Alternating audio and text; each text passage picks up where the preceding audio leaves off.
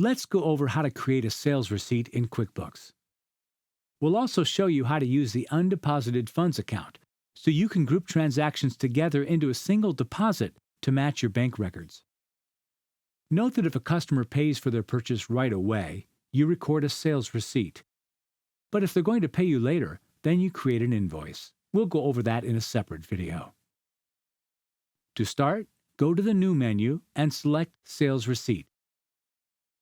Customer information is optional on a sales receipt, but if you want to track your sales by customer, you should enter it. The date of the sale defaults to today, but you can change it if the sale happened on another day. For payment method, choose how your customer paid you. If you want to add a new payment type, you can select Add New.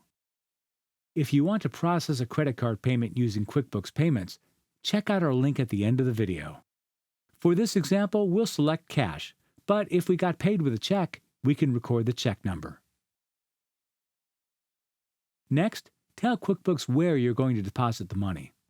For this example, we'll select Undeposited Funds.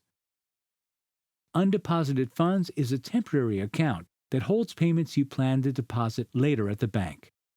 It lets you easily combine several payments together into a single bank deposit.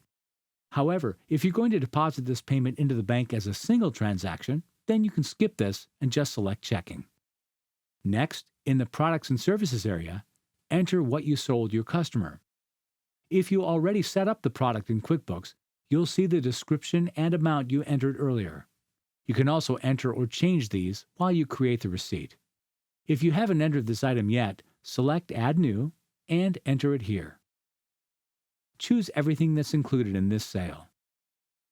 Once you're done, select Save and Send if you want to send the customer a receipt, or one of the other save options if you don't. You'll see your customer's receipt here. You can change the subject line and the body of the email that gets sent to your customer. Select Send and Close when you're ready to send the receipt. Now you're ready to create your own sales receipt.